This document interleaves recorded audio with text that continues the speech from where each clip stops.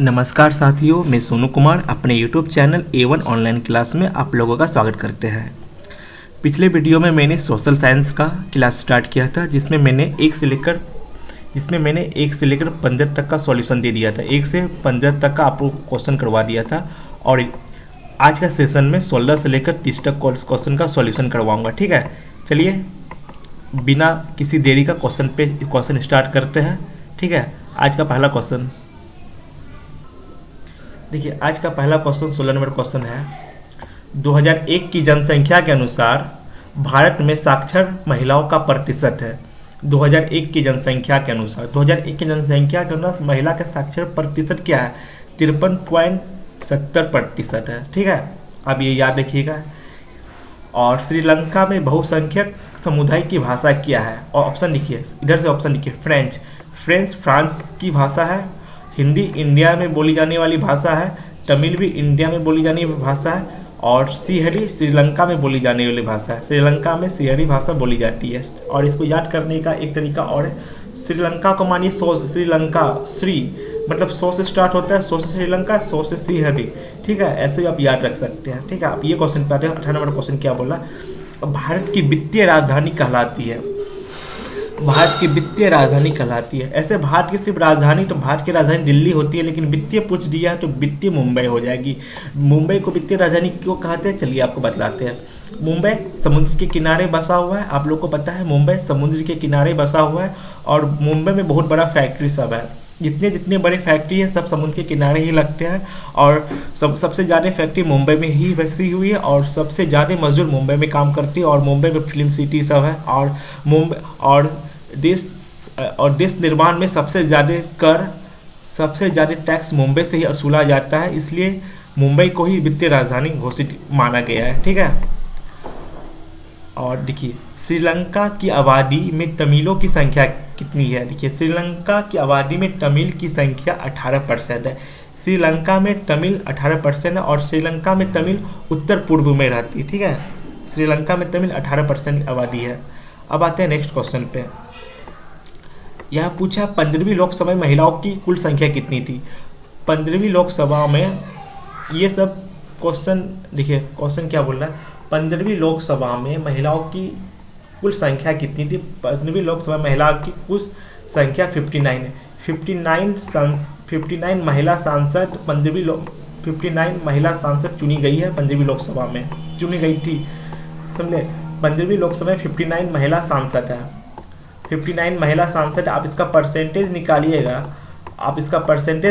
10.86% होगा, जो मैंने पिछले वीडियो में आप लोग को बताया था।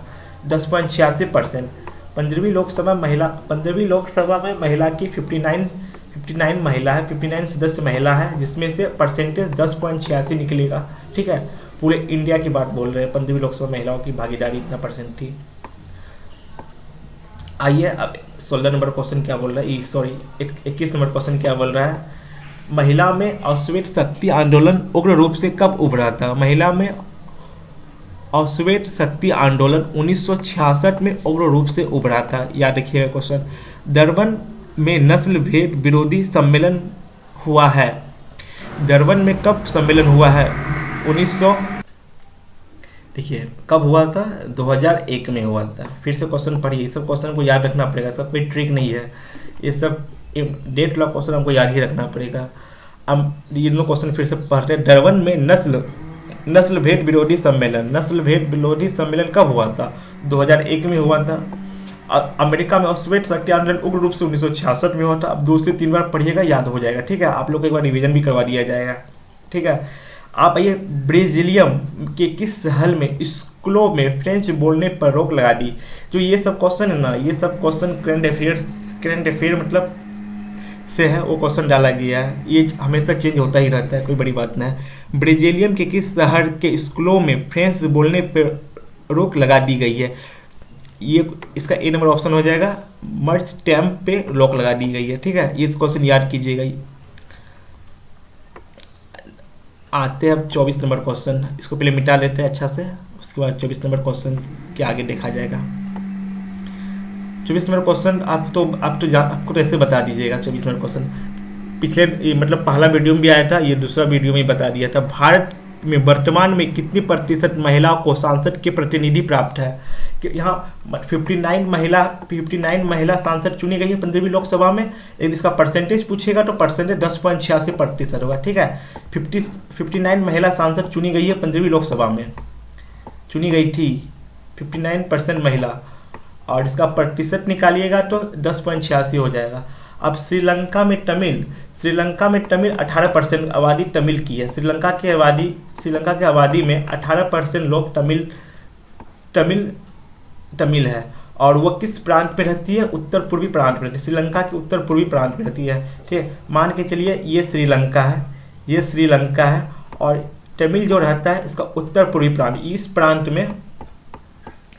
प्रांत में तमिल रहता है। ठीक है, इस प्रांत में देखिए, मान के चलिए ये इंडिया है, इस प्रांत में इस प्रांत में तमिलनाडु, इंडिया के जस्ट उत्तर पूर्व प्रांत में। ठीक है, इंडिया के बॉर्डर के जस्ट बगल सब में ये। ठीक है, और उत्तर पूर्व प्रांत में है, और इसका जो है क्या है, श्रीलंका समुद्र के किनारे बसा हुआ है।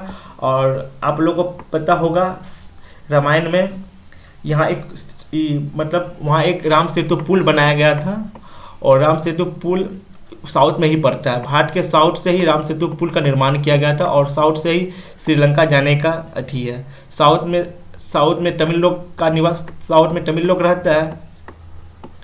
ठीक है, इसलिए श्रीलंका में तमिल लोग 18% पाया जाता है, और वह उत्तर पूर्वी प्रांत में तमिल लोग मतलब मुख्य रूप से रहते हैं, और उसका प्रतिशत 18% तमिल लोग रहता है। ठीक है, अब आते हैं हम नेक्स्ट क्वेश्चन पे। अब देखिए नेक्स्ट क्वेश्चन क्या है। ये क्वेश्चन भी पिछले वीडियो में था। इनमें से किस संस्था की महिलाओं में 50% आरक्षण प्रदान की गई है? बिहार 50% आरक्षण प्रदान की गई है। कहाँ पे? पंचायती राज चुनाव में, पंचायती राज संस्थान में। आप देखिएगा मुखिया, आप देखिएगा गांव देहात में, आप देखिएगा मुखिया 50% मुखिया लेडीज ही रहती है। ठीक है, 50%। अभी किसी पंचायत में चल जाइएगा, अगर मान के चलिए वहाँ 100 पंचायत है, किसी गांव में अगर 100 पंचायत है, वो 100 पंचायत में 50 लेडीज मुखिया होगी और 50 जेंट्स मुखिया होगा। ठीक है, ये जो है ना, आप आरक्षण प्रदान किया गया महिलाओं के लिए, जिससे महिला और आगे देश निर्माण में काम कर, महिला सशक्त हो, और समझा, इसलिए 50% महिलाओं को आरक्षण दिया गया। और नौकरी चाकरी में महिलाओं से पूछेगा, नौकरी चाकरी में महिला को 33% आरक्षण दिया गया बिहार में। ठीक है, देखिए 27 नंबर क्वेश्चन क्या बोल रहा है। भारत में बहुसंख्यक आबादी है। भारत में बहुसंख्यक आबादी है। बहुसंख्यक मतलब जो मेजोरिटी में है। सिख नहीं है, मुस्लिम नहीं है, ईसाई नहीं है, हिंदू।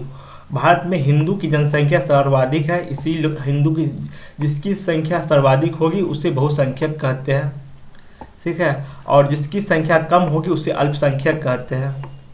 अल्पसंख्यक, बहुसंख्यक और अल्पसंख्यक में आप लोग का अंतर समझ लीजिए पहले क्या होता है। अल्पसंख्यक लिख देते हैं। अल्पसंख्यक में आता है मुस्लिम आता है, ईसाई आता है, सिख आता है।